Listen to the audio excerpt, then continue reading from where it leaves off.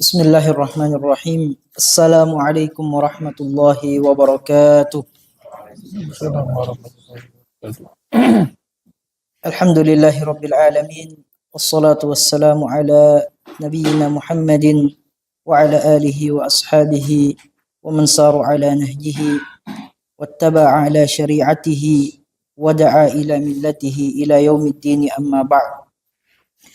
Jamaah hadirin yang dirahmati oleh Allah Subhanahu wa ta'ala, alhamdulillah, tidak henti-hentinya kita terus berusaha bersyukur kepada Allah Subhanahu wa ta'ala atas segala limpahan nikmat yang Allah Tabaraka wa ta'ala senantiasa karuniakan kepada kita semua, terutama nikmat iman, nikmat Islam, nikmat kesehatan, kesempatan yang senantiasa Allah Subhanahu wa ta'ala berikan kepada kita semua, sehingga kita bisa sama-sama bermajlis ilmu, berkumpul di salah satu rumah dari rumah-rumah Allah Subhanahu wa ta'ala.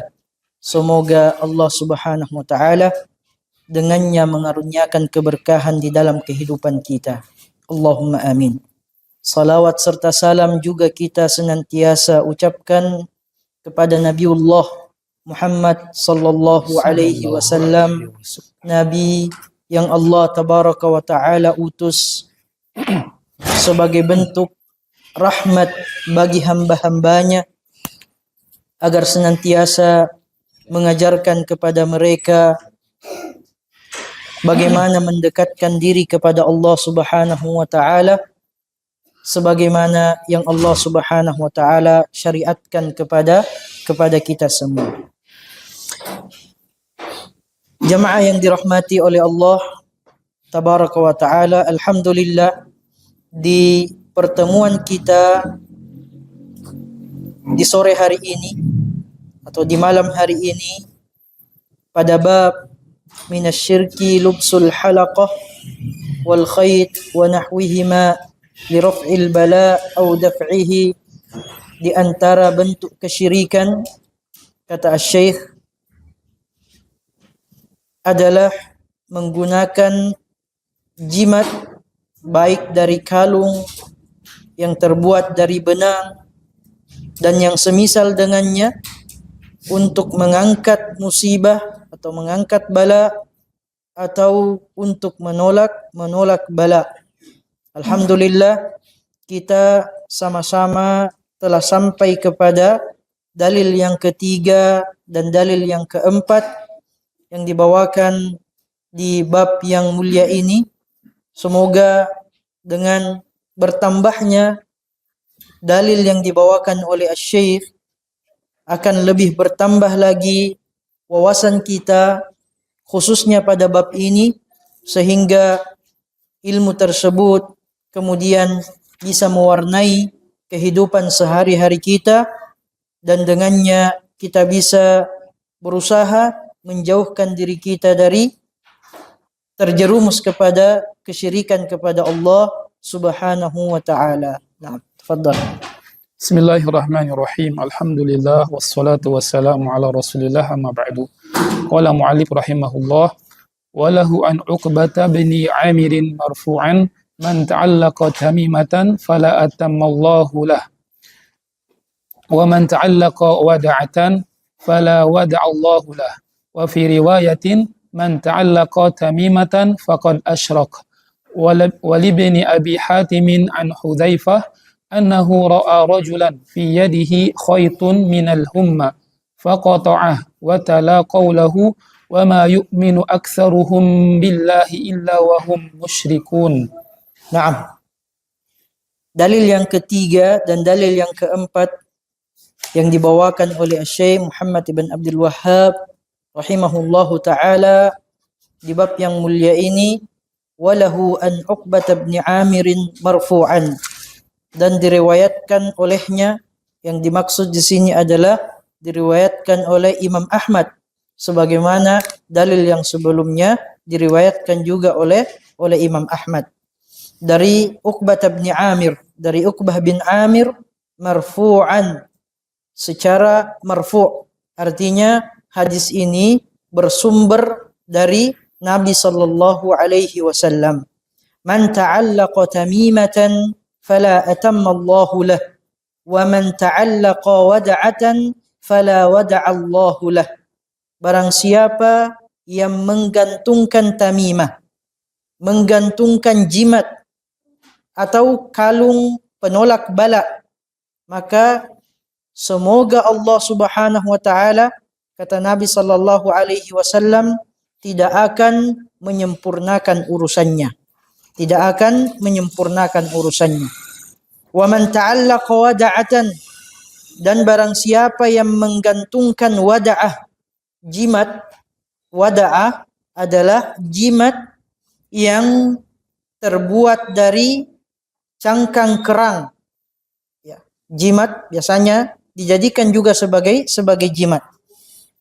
Maka semoga Allah, kata Nabi sallallahu alaihi wasallam, tidak membiarkannya dalam ketenangan, tidak memberikan ketenangan kepadanya.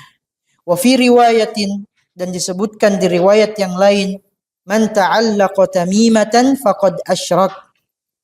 Barang siapa yang menggantungkan tamimah, yang menggunakan jimat, maka sungguh ia telah melakukan kesyirikan. Sungguh dia telah berbuat syirik.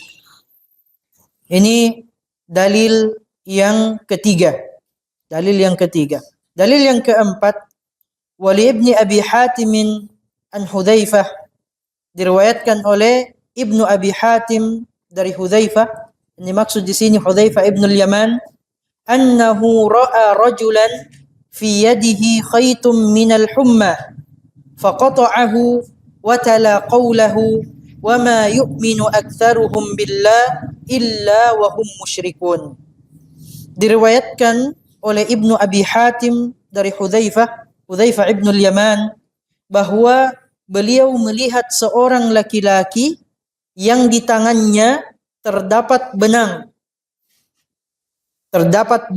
jimat, dan dia ketahui apa tujuannya. Benang tersebut, jimat tersebut digunakan untuk mengobati penyakit demam, minal humma, untuk mengobati penyakit demam. Maka serta-merta apa yang dilakukan oleh sahabat yang mulia Hudzaifah ibn al-Yaman untuk mengingkari kemungkaran tersebut, maka beliau memutus benang tersebut, langsung memutus benang tersebut. Kemudian membacakan firman Allah Subhanahu wa taala, "Wa ma yu'minu aktsaruhum billah illa wa hum musyrikun." Dan sebagian besar dari mereka tidak beriman kepada Allah Subhanahu wa taala, namun kemudian mereka mempersekutukan Allah Subhanahu wa taala. Atau sebagian besar dari mereka beriman kepada Allah Subhanahu wa taala, bersamaan dengan itu mereka juga menyekutukan Allah Subhanahu wa taala. Ikhwan dirahmati oleh Allah Subhanahu wa taala, kedua dalil yang menutup bab ini merupakan peringatan keras yang kemudian dibawakan oleh Syekh Muhammad ibn Abdul Wahhab bagi orang-orang yang menggunakan jimat, bagi orang-orang yang memakai jimat. Kalau kita perhatikan pada dalil-dalil sebelumnya, kita diajarkan oleh Syekh rahimahullahu taala tentang logika sebab akibat. Logika sebab akibat yang dibawakan berdasarkan dalil Al-Quran, begitupun berdasarkan sunnah Nabi sallallahu alaihi wasallam. Maka pada dua dalil yang kita bacakan tadi, ikhwan dirahmati oleh Allah Subhanahu wa taala, Asy-Syaikh membawakan dalil tersebut untuk mengajarkan kepada kita tentang konsekuensi hukum bagi orang-orang yang menggunakan jimat. Dan ini menjelaskan bagaimana ketegasan Islam bagaimana ketegasan agama kita pada perkara-perkara yang mengarahkan kepada kesyirikan, kepada menduakan Allah Subhanahu wa taala. Gambaran secara umum sebelum kita masuk ke syarah yang dibawakan oleh Syekh Muhammad ibn Shalih Al-Utsaimin dalam hadis ini, ikhwan yang dirahmati oleh Allah Subhanahu wa taala, disebutkan di dalam hadis dan athar yang dibacakan tadi ada 3 hukum berat bagi orang yang menggunakan jimat, bagi orang-orang yang menggunakan jimat, kemudian dia berkeyakinan dengan keyakinan tertentu pada jimat-jimat yang dia gunakan. Hukum yang pertama, ikhwan dirahmati oleh Allah Subhanahu wa taala, sebagaimana doanya Nabi sallallahu alaihi wasallam, fala atammahu Allahu lah. Maka Allah Subhanahu wa taala tidak akan pernah menyampaikan dia kepada tujuannya. Dia tidak akan sukses dari menggunakan jimat tersebut. Ini doa yang dipanjatkan oleh Nabi sallallahu alaihi wasallam bagi orang-orang yang menggunakan jimat, menggunakan benda-benda tertentu, kemudian meyakini bahwa benda tersebut bisa menolak bala, bisa mengangkat bala, atau bisa mendatangkan manfaat kepadanya. Juga Nabi sallallahu alaihi wasallam mendoakan agar Allah mencabut ketentraman di dalam dirinya, mencabut ketenangan di dalam dirinya, di dalam hatinya. Nabi sallallahu alaihi wasallam menyebutkan dalam bentuk khabar bermakna doa. Sigohnya atau kalimatnya bentuknya khabar, tetapi nanti kita akan jelaskan bahwa yang dimaksud di situ adalah doa yang dipanjatkan oleh Nabi sallallahu alaihi wasallam. Fala wada'allahu lah. Maka kata Nabi sallallahu alaihi wasallam di dalam doanya, orang yang menggunakan jimat maka dia akan dipenuhi dengan kegelisahan. Dia akan dipenuhi dengan ketakutan, dan ini sangat sesuai dengan kondisi orang-orang yang menggunakan jimat, ikhwan dirahmati oleh Allah Subhanahu wa taala. Dan di dalam hadis juga disebutkan bahwa orang yang menggunakan jimat, menggunakan benda-benda tertentu, apapun benda tersebut, dan diyakini bisa menolak bala, bisa mengangkat bala, bisa mendatangkan manfaat, dan benda-benda tersebut tidak sabit secara syar'i, tidak sabit secara qadari, maka Nabi sallallahu alaihi wasallam menyebutkan bahwa mereka telah melakukan kesyirikan kepada Allah Subhanahu wa taala. Dan kita semua ketahui bersama bahwa kesyirikan adalah dosa yang paling besar yang dilakukan oleh seorang mukmin kepada Allah Subhanahu wa taala. Bahkan pada tingkatan syirik besar mengeluarkan seseorang dari agama Islam. Dan athar dari Huzaifah ibnul Yaman, ikhwan yang dirahmati oleh Allah Subhanahu wa taala, mengajarkan kepada kita praktek mengingkari kemungkaran terhadap orang yang terjerumus melakukan kesyirikan. Huzaifah ibnul Yaman, ikhwan yang dirahmati oleh Allah Subhanahu wa taala, memiliki kedudukan khusus di sisi Nabi sallallahu alaihi wasallam. Beliau salah satu julukannya adalah sahibus sir. Perkara-perkara yang sifatnya rahasia yang diketahui oleh Nabi sallallahu alaihi wasallam ketika ingin disampaikan kepada sahabatnya, Hudzaifah ibnul Yaman lah orangnya. Ketika Nabi sallallahu alaihi wasallam diberitakan oleh Allah Subhanahu wa taala tentang nama-nama orang-orang munafik yang berada di sekitar Nabi sallallahu alaihi wasallam di Madinah, orang yang diberitahukan tentang nama-nama mereka adalah Hudzaifah ibnul Yaman. Jadi beliau adalah sahabat yang mulia yang memiliki kedudukan khusus di sisi Nabi sallallahu alaihi wasallam. Dan inilah yang dicontohkan oleh sahabat yang mulia Hudzaifah, bagaimana kemudian dia mengingkari kemungkaran, ingkarul mungkar, dengan derajat yang paling tinggi, yaitu mengingkari kemungkaran dengan tangan atau dengan kekuasaan. Ketika Hudzaifah ibnul Yaman melihat seorang laki-laki memakai jimat yang terbuat dari benang, dan pemakainya meyakini bahwa hal tersebut untuk mengobati penyakit demam, beliau kemudian tidak mendiamkan perkara tersebut, tidak membiarkan orang tersebut, laki-laki tersebut terus berada dalam kekeliruan yang dia alami. Beliau kemudian langsung memotong benang tersebut, faqata'ahu. Beliau memotong benang tersebut atau memotong jimat tersebut. Ini menunjukkan, ikhwan yang dirahmati oleh Allah Subhanahu wa taala, bahwa kemungkaran, apalagi pada perkara-perkara akidah, apalagi pada perkara tentang hak-haknya Allah Subhanahu wa taala yang dilanggar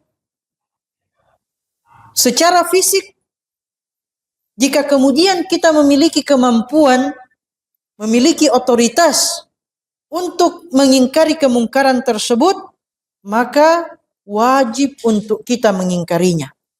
Orang-orang yang berada secara umum, ikhwan dirahmati oleh Allah Subhanahu wa taala, orang-orang yang berada dalam otoritas kita adalah orang yang berada di rumah kita, kalau kita sebagai kepala rumah tangga. Kalau kita sebagai kepala rumah tangga, maka mengingkari kemungkaran yang dilakukan oleh istri kita, di bawah tanggung jawab kita, itu bisa dengan semua metode yang diajarkan oleh Nabi Sallallahu Alaihi Wasallam.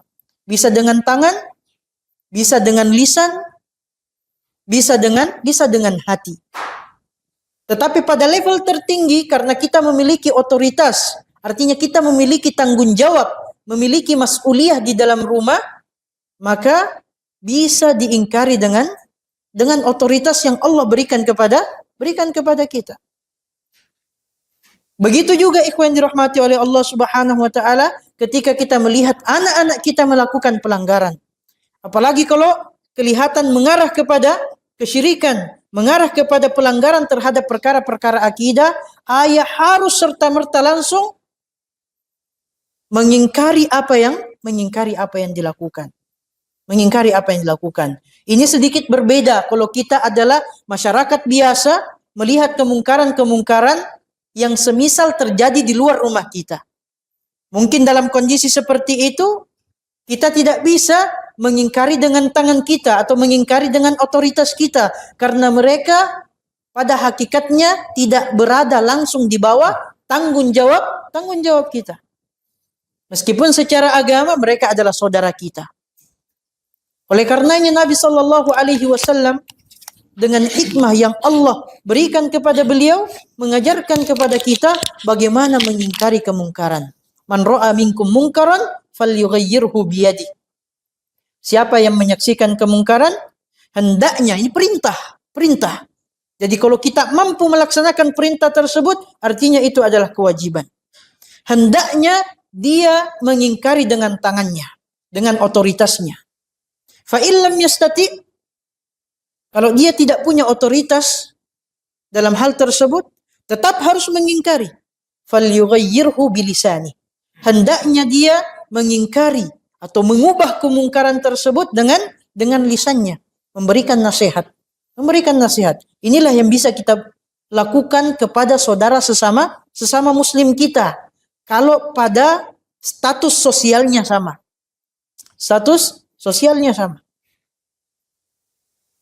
Fa illam yastati, kalau tidak bisa juga, maka fa biqalbihi, hendaknya dia mengingkari kemungkaran tersebut di dalam hatinya. Dan ini penting sekali, ikhwan dirahmati oleh Allah Subhanahu wa taala. Jangan membuat hati kita mati terhadap kemungkaran-kemungkaran yang terjadi. Hatinya orang-orang yang beriman kepada Allah Subhanahu wa taala harus merasa berat, harus merasa keberatan ketika dia menyaksikan kemungkaran-kemungkaran dalam bentuk apapun. Paling tidak hatinya memberikan reaksi bahwa itu adalah kemungkaran, saya mengingkari kemungkaran tersebut. Itu adalah kemaksiatan, saya mengingkari kemaksiatan tersebut. Jangan sampai karena kita berpikir bahwa di antara bentuk pengingkaran terhadap kemungkaran adalah hati. Kemudian kita berada pada fase, pada tahapan seperti itu secara terus-menerus. Hati-hati ikhwan dirahmati oleh Allah Subhanahu wa taala. Ada kalanya hati kita lalai sehingga hati kita terkadang atau mata kita terkadang menyaksikan kemungkaran, namun hati kita tidak memberikan reaksi apa-apa. Hati-hati kalau kita berada pada tahapan atau pada fase tersebut. Dikhawatirkan keimanan kita kepada Allah Subhanahu wa taala Allah cabut dari dalam hati kita. Maka kita harus betul-betul menempatkan hadisnya Nabi sallallahu alaihi wasallam sesuai dengan porsinya. Kalau kita bisa mengingkari kemungkaran tersebut dengan tangan kita, jangan pindah kepada level yang kedua. Ingkari dengan tangan kita. Betul-betul, kalau betul-betul kita melihat bahwa kita tidak bisa mengingkari dengan tangan kita. Kapan kita misalnya mengingkari dengan tangan kita, kita upayakan, kita paksakan, maka mudarat yang dihasilkan akan lebih besar, barulah kemudian pindah kepada pengingkaran terhadap kemungkaran melalui lisan dan seterusnya. Dan seterusnya. Jadi tidak kemudian kita apa yang disampaikan oleh Nabi sallallahu alaihi wasallam itu bukan kemudian pilihan yang seenaknya saja kita untuk memilihnya. Ya, dari satu orang dengan orang-orang yang lainnya itu bisa saja berbeda hukumnya tergantung bagaimana kedudukannya di tengah-tengah masyarakat. Maka di sini yang diajarkan oleh Hudzaifah ibnul Yaman, ikhwan dirahmati oleh Allah Subhanahu wa taala, adalah jangan pernah mendiamkan kemungkaran yang terjadi di hadapan kita. Kalau telah jelas bahwa perkara tersebut adalah kemungkaran. Ketika kemungkaran terjadi di hadapan mata kita, hadirkan langsung sabdanya Nabi sallallahu alaihi wasallam, bagaimana metode yang diajarkan oleh Nabi untuk mengingkari kemungkaran tersebut. Nah, hadar. Qauluhu man ta'allaqa tamimatan ay 'allaqa biha qalbahu wa'tamada 'alaiha fi jalbin naf'i wa daf'i ad-darar. والتميمة شيء يعلق على الأولاد من خرز أو غيره يتقون به العين. وقوله فلا أتم الله له الجملة خبرية بمعنى الدعاء ويحتمل أن تكون خبرية محضة وكلا الاحتمالين دال على أن التميمة محرمة سواء نفى الرسول صلى الله عليه وسلم أن يتم الله له أو دعا بأن لا يتم الله له فإن كان الرسول صلى الله عليه وسلم أراد به الخبر فإننا نخبر بما أخبر به النبي صلى الله عليه وسلم وإلا فإننا ندعو بما دعا به الرسول صلى الله عليه وسلم. Naam. Qauluhu, perkataan beliau berdasarkan hadis Nabi sallallahu alaihi wasallam, man ta'allaqa tamimatan, barang siapa yang menggantungkan tamimah, Apa maksudnya? Ikhwan yang dirahmati oleh Allah Subhanahu wa taala, maksudnya bukan hanya secara zahir saja bahwa jimat itu digantungkan. Ya, salah satu maknanya benar bahwa di antara praktek yang biasa dilakukan oleh orang-orang yang menggunakan jimat adalah menggantungkan jimatnya. Tetapi ada makna yang lebih dalam daripada itu. Ada makna yang lebih dalam daripada itu, yaitu adalah allaqa biha qalbahu wa'tamada 'alaiha. Ia menggantungkan hatinya pada jimat tersebut. Ia menggantungkan hatinya pada jimat tersebut dan dia tawakal, bersandar kepadanya. Bersandar kepadanya. Untuk apa? Fi jalbin naf'i wa daf'id darar. Untuk mendatangkan manfaat dan menolak bahaya.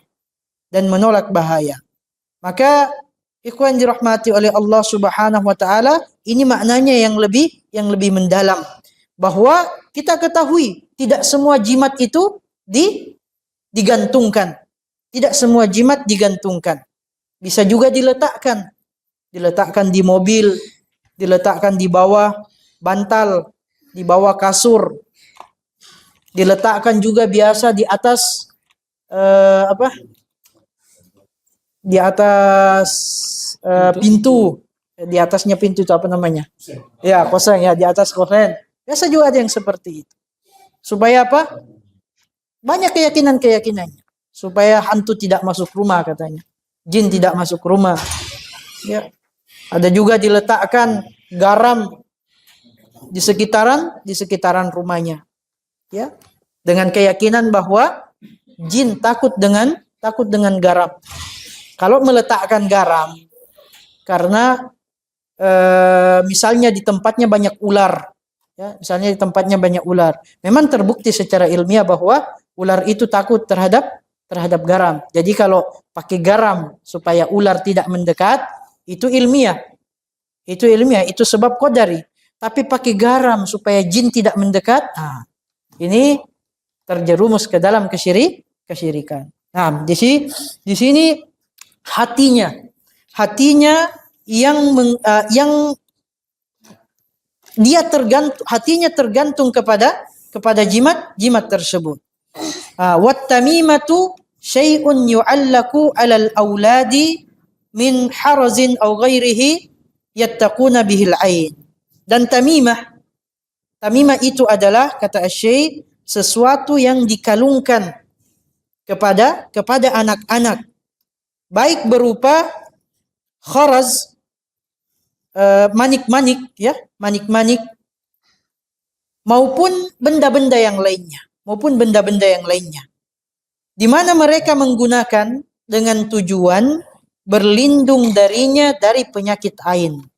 Nah, ini kebanyakan orang-orang dahulu ketika menggunakan jimat adalah agar dia terhindar dari penyakit ain.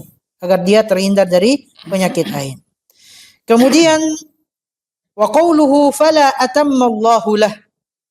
Perkataan beliau dari hadis Nabi sallallahu alaihi wasallam, maka semoga Allah tidak menyempurnakannya atau tidak menyempurnakan urusannya. Di sini dijelaskan, ikhwan dirahmati oleh Allah Subhanahu wa taala, al-jumlatu khabariyatun bima'na doa. Kalimat tersebut secara struktur bahasa Arab, ya, adalah kalimat khabariyah. Apa makna dari kalimat khabariyah? Kalimat berita atau pernyataan. Kalau kita lihat dari struktur bentuk katanya. Tetapi kata Asy-Syaikh, namun maknanya adalah ad-du'a. Maknanya adalah doa. Doa keburukan bagi orang yang menggunakan jimat. Meskipun kata Asy-Syaikh, kemungkinan juga bisa memang maknanya sebagaimana strukturnya. Sebagaimana struktur katanya. Artinya maknanya memang itu adalah pernyataan dari Nabi sallallahu alaihi wasallam. Tapi kalau kita melihat, ikhwan dirahmati oleh Allah Subhanahu wa taala, isyarat yang beliau sebutkan di sini, beliau lebih condong pada pendapat yang pertama, bahwa meskipun kalimatnya adalah khobariyah, tapi maknanya adalah doa. Jadi di sini ikhwan dirahmati oleh Allah Subhanahu wa taala, beliau menjelaskan jika Rasulullah sallallahu alaihi wasallam bermaksud menjadikan kalimat tersebut sebagai berita, sebagai khobariyah, maka kita pun yang mendengarkan hadis tersebut mengabarkan apa yang dikabarkan oleh Nabi sallallahu alaihi wasallam. Dan jika tidak, artinya jika maknanya adalah doa, maka kita pun turut mendoakan keburukan atas orang-orang yang disebutkan oleh Nabi sallallahu alaihi wasallam di dalam hadis tersebut, yaitu orang-orang yang menggunakan jimat. Nabi sallallahu alaihi wasallam mendoakan agar Allah tidak menyampaikannya kepada tujuannya, agar Allah tidak memberikan ketenangan kepadanya, agar Allah tidak memberikan ketenteraman kepada mereka. Maka ikhwan dirahmati oleh Allah Subhanahu wa taala, hakikat menggantungkan jiwa kita, hati kita kepada jimat. Syekh Muhammad ibn Shalih Al-Utsaimin rahimahullahu taala di sini menjelaskan tentang definisi hakikat tentang at-ta'alluq, menggantungkan jiwa, menggantungkan hati kepada benda-benda yang kemudian dijadikan sebagai jimat. Ini jadi bukan hanya sekedar ketika kita mendengarkan bahwa yang dijadikan sebagai jimat itu terkadang benang yang dikalungkan di leher, di tangan, di badan, dan lain sebagainya. Tetapi pada intinya apa yang disampaikan di sini adalah bukan kepada benda-benda tersebut, tetapi kepada hati seorang hamba yang terpaut dengan benda-benda tersebut. Sehingga melahirkan keyakinan terhadap benda-benda tersebut. Jadi bukan yang penting adalah benda-bendanya, tetapi bagaimana hatinya orang yang beriman kepada Allah Subhanahu wa taala bereaksi terhadap benda-benda tersebut. Ketika memberikan reaksi keyakinan bahwa dengan benda tersebut bisa mendatangkan manfaat, bisa menolak mudarat, bisa mengangkat mudarat, maka pada saat itulah dia terjerumus melakukan kesyirikan kepada Allah Subhanahu wa taala. Jadi bukan pada benda apa yang disebutkan di dalam dalil. Ilahnya bukan bendanya, tetapi kondisi hatinya. Sehingga ketika datang orang-orang berikutnya di zaman kita ataupun berikutnya dengan membawa benda-benda yang lainnya, bukan benda-benda yang disebutkan di dalam hadis, maka pada hakikatnya sama. Selama hatinya terpaut dengan benda tersebut. Ya, jadi yang menjadi inti pembahasan di sini adalah bagaimana keterpautan hati terhadap benda-benda selain daripada Allah Subhanahu wa taala. Sehingga ketika siapapun mendatangkan benda-benda yang lainnya, kemudian dia mengklaim benda itu bisa mendatangkan manfaat baginya atau mengangkat mudarat, menghilangkan mudarat, maka hukumnya sama saja. Hukumnya sama saja. Karena kalau kita melihat orang dahulu diceritakan benang. Mereka biasa menjadikan jimat itu sebagai benang adalah sebagai jimat ataupun perkara-perkara yang lainnya. Tapi kalau kita sekarang ada mungkin penampakan yang baru. Ya, penampakan yang baru. Kertas kita beda sama kertasnya orang dahulu. Mungkin orang dahulu menulis jimatnya yang mantra-mantranya itu bukan di atas kertas sebagaimana kertas kita saat ini. Mungkin di atas pelapah kurma misalnya kan. Sebagaimana Al-Quran juga ayat-ayat Allah Subhanahu wa taala dahulu juga ditulis di atas pelapah kurma. Ya. Jadi inti daripada apa yang ingin disampaikan di sini adalah kondisi hati kita merespon benda-benda benda-benda tersebut. Nah, fadhal. ومثل ذلك قوله صلى الله عليه وسلم ومن تعلق ودعة فلا ودع الله له والودعة واحدة الوداع وهي أحجار تؤخذ من البحر يعلقونها لدفع العين ويزعمون أن الإنسان إذا علق هذه الودعة لم تصبه العين أو لا يصيبه الجن قوله لا ودع الله له أي لا تركه الله في دعة وسكون وضد الدعة والسكون القلق والألم وقيل لا ترك الله له خيرا فعومل بنقيض قصده. Ikhwan dirahmati oleh Allah Subhanahu wa taala. Wa mithlu dzalika qauluhu sallallahu alaihi wasallam wa man ta'allaqa wada'atan fala wada'allahu lah. Dan semisal dengan hal tersebut adalah sabda Nabi sallallahu alaihi wasallam, dan barang siapa yang menggantungkan wada'ah maka semoga Allah tidak membiarkannya dalam ketenangan. Ya, semoga Allah Subhanahu wa taala tidak membiarkannya dalam ketenangan. Atau dalam makna lain, semoga Allah Subhanahu wa taala tidak memberikan penjagaan kepadanya. Al-wada'ah disebutkan di sini oleh Asy-Syaikh adalah bentuk kata tunggal dari kata al-wada'. Al-wada'. Maksudnya, artinya di dalam bahasa kita adalah batu-batuan. Tapi batu-batuan ini secara khusus yang ada di laut. Pada prakteknya, ikhwan dirahmati oleh Allah Subhanahu wa taala, yang biasa dijadikan sebagai jimat dari benda-benda laut adalah cangkang kerang. Cangkang kerang. Dan ini kalau kita saksikan di pelosok-pelosok, ikhwan dirahmati oleh Allah Subhanahu wa taala, cangkang kerang apalagi dengan ukuran yang lumayan besar, itu biasa hampir kita temukan di setiap rumah. Ya, setiap rumah. Mungkin ada yang tujuannya perhiasan, ya. Tapi kebanyakannya tujuannya adalah agar rumahnya terjaga. Agar rumahnya terjaga. Nah, ini yang disebutkan secara nas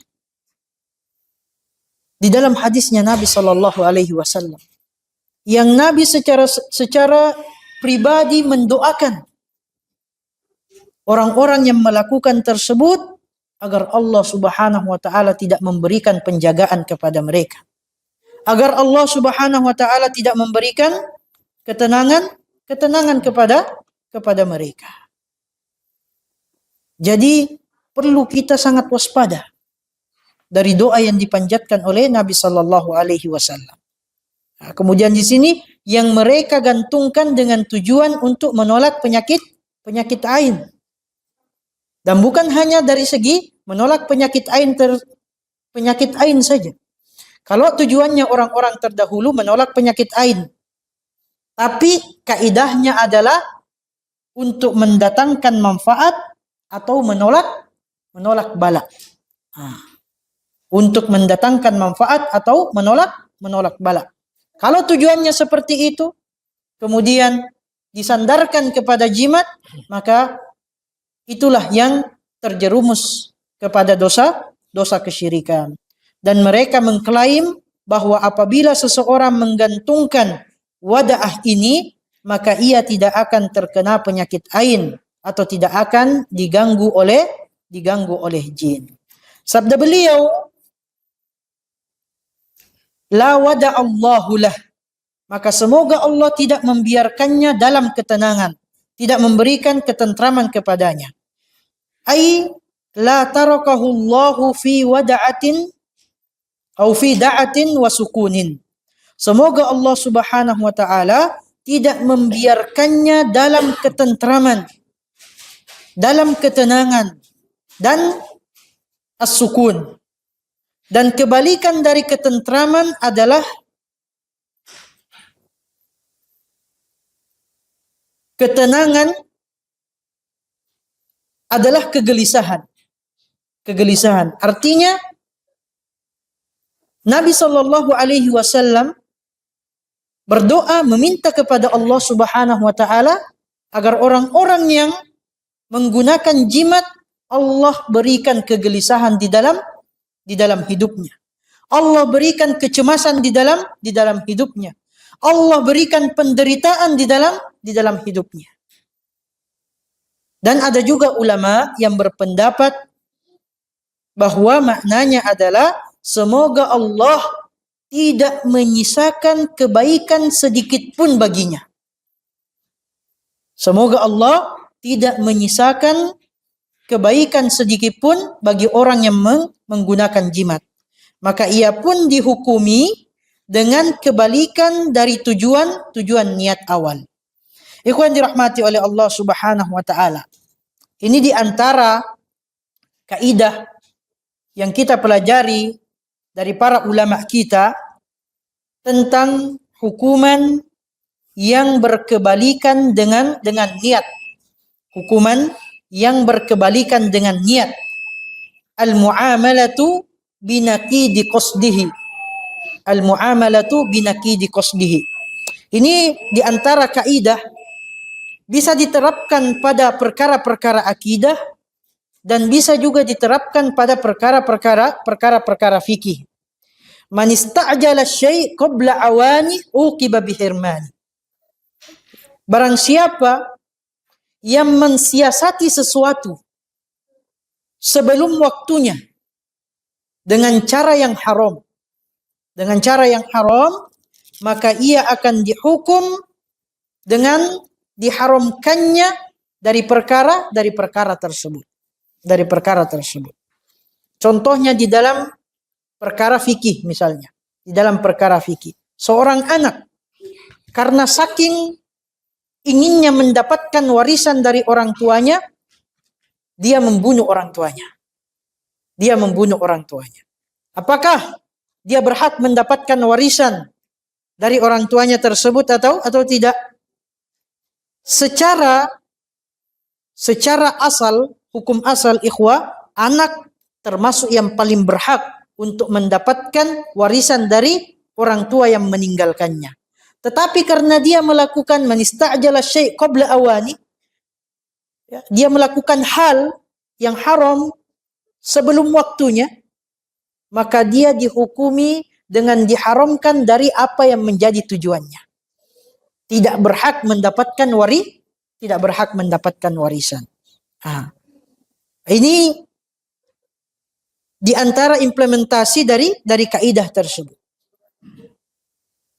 Dalam hal ini ikhwan dirahmati oleh Allah Subhanahu wa taala, pada perkara ini kita akan lihat dari dua hal. Tujuan orang yang memakai jimat. Kemudian dilihat juga dari hukuman dari Allah Subhanahu wa taala.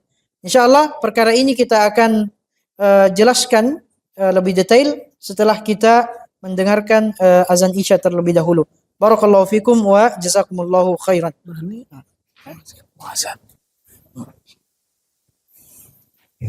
Nah, bismillah, salatu wassalamu ala rasulillah wa ala alihi wa ashabihi wa man wala. Amma ba'd. Kita lanjutkan sedikit ikhwan dirahmati oleh Allah Subhanahu wa taala.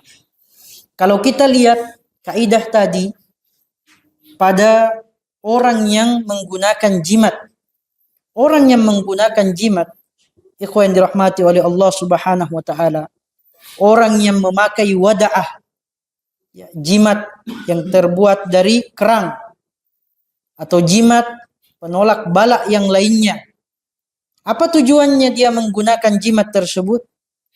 Murni karena ia ingin mendapatkan ketenangan, ingin mendapatkan kebahagiaan, ingin mendapatkan as-sukun, merasa aman dari gangguan jin dan terhindar dari perkara-perkara yang dia khawatirkan menimpanya. Hukuman dari Allah Subhanahu wa taala. karena ia mencari keamanan lewat jalan kesyirikan. Lewat jalan kesyirikan. Bersandar kepada selain Allah Subhanahu wa taala. Bergantung pada benda-benda mati. Maka Nabi sallallahu alaihi wasallam mendoakan agar Allah mencabut ketenangan itu darinya. Agar Allah mencabut ketenangan itu darinya. Apa akibatnya? Orang yang melakukan kesyirikan kepada Allah akan dipenuhi dengan kegelisahan. Akan dipenuhi dengan kegelisahan. Terkadang dipenuhi dengan ketakutan yang tidak beralasan.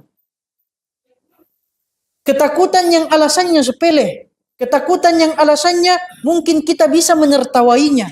Karena alasan tersebut. Dan ini sangat sesuai dengan realita yang kita saksikan. Realita psikologis yang dialami oleh orang yang menggunakan jimat. Oleh orang-orang yang menggunakan jimat. Kita perhatikan ikhwan-ikhwan yang dirahmati oleh Allah Subhanahu wa taala, orang-orang yang menggunakan jimat dengan berbagai macam jimat yang mereka gunakan. Ada keris, pegangan keris, susuk, sabut jimat, dan jimat-jimat yang lainnya. Kita perhatikan bagaimana hidupnya. Kita perhatikan bagaimana hidupnya. Hidup mereka itu dipenuhi dengan pantangan-pantangan yang menyiksa. Dipenuhi dengan pantangan-pantangan yang menyiksa. Ada di antara mereka agar jimatnya bisa bereaksi sebagaimana yang dia inginkan, dia tidak boleh melewati tempat-tempat tertentu. Dia tidak boleh melewati tempat-tempat tertentu. Agar jimatnya bisa bereaksi sebagaimana yang dia inginkan, dia harus berpuasa 5 hari 5 malam secara berturut-turut. Ada yang seperti ini. Ada yang kemudian was-was. Karena semestinya jimatnya dia bawa, dia tempelkan di kendaraannya, tapi terlupa di rumahnya. Baru teringat jimat tersebut ketika berada di tengah jalan. Dipenuhi dengan kegelisahan. Dipenuhi dengan ketakutan. Adapun orang yang bertawakal, menyandarkan kehidupannya kepada Allah, beriman dengan iman yang benar kepada Allah, segala urusannya ia serahkan kepada Allah. Ia yakin kepada Allah bahwa dimanapun dia berada, kalau dia beriman kepada Allah Subhanahu wa taala dengan iman yang benar, maka Allah akan senantiasa menjaganya. Allah akan senantiasa menjaganya. Allah Maha segala-galanya. Apapun yang diinginkan oleh hambanya, mudah bagi Allah untuk mengabulkan keinginan tersebut. Beda dengan orang yang menggantungkan hatinya pada benda-benda yang tidak bisa sama sekali memberikan pengaruh apapun kepada mereka. Ini realita. Ini realita yang terjadi di tengah orang-orang yang bermuamalah dengan jimat, dengan keyakinan-keyakinan tertentu pada jimat tersebut. Dengan jimat tersebut bisa mendatangkan manfaat, dengan jimat tersebut bisa menghalangi dari bahaya, bisa mengangkat bahaya yang menerpanya. Hatinya tidak akan tentram. Hatinya tidak akan tentram. Bentuk dikabulkannya doanya Nabi Shallallahu Alaihi Wasallam dan realita yang kita saksikan. Lihatlah, ketenangan hanya bisa dirasakan oleh orang-orang yang benar tauhidnya kepada Allah.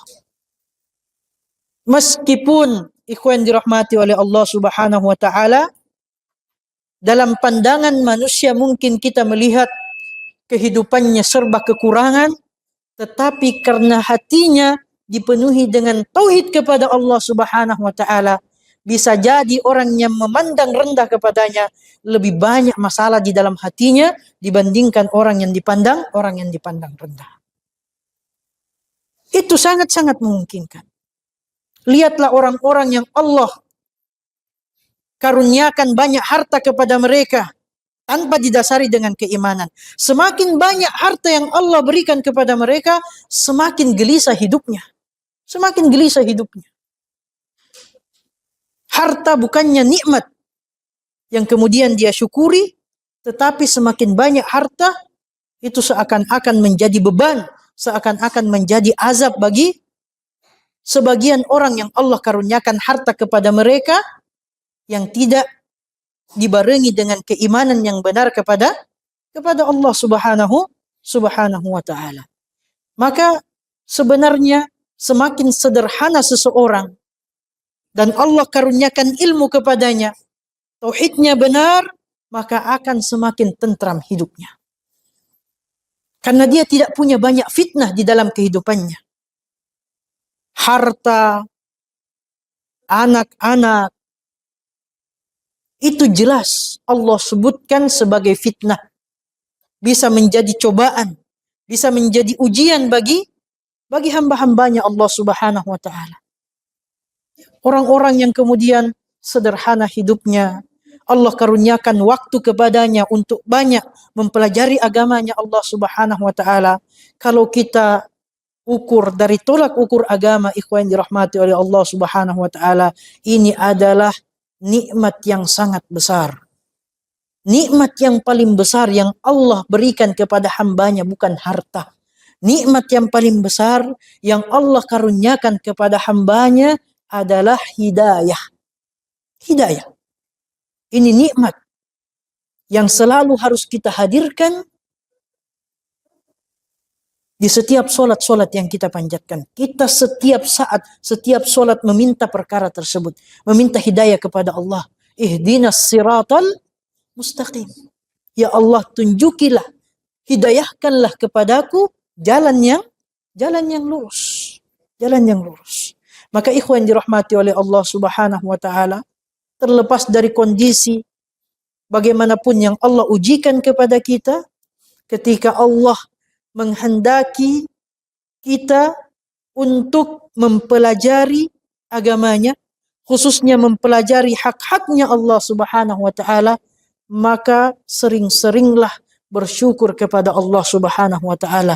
Karena tidak semua orang, bahkan tidak banyak orang, bahkan orang yang mengaku beriman sendiri kepada Allah subhanahu wa ta'ala, tidak banyak yang Allah karuniakan hidayah kepada mereka untuk terus tegar berjalan di atas manhajnya para anbiya, manhajnya para sahabat-sahabat Nabi sallallahu alaihi wasallam.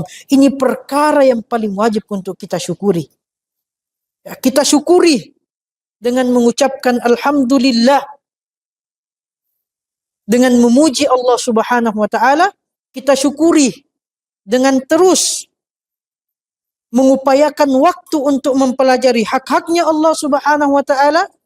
Dan kita syukuri dengan menampakkan ilmu yang telah kita pelajari berkenaan dengan agama Allah, berkenaan dengan hak-hak Allah subhanahu wa ta'ala di dalam kehidupan kita sehari-hari. Ikhwan dirahmati oleh Allah subhanahu wa ta'ala, semoga Allah subhanahu wa ta'ala senantiasa terus memberikan hidayahnya kepada kita semua, memberikan petunjuknya kepada kita semua, sehingga kita istiqamah, tegar, berada di atas jalan yang Allah subhanahu wa ta'ala ridhai. Hadza wa sallallahu wa sallam wa baraka ala nabiyina Muhammad wa ala alihi wa sahbihi wa sallama tasliman katsira. Allahumma anfa'na bima 'allamtana wa 'allimna ma yanfa'una ya rabbal alamin. Subhanakallahumma bihamdik asyhadu an la ilaha illa anta astaghfiruka wa atubu ilaik. Assalamu alaikum warahmatullahi wabarakatuh. Barakallahu fikum.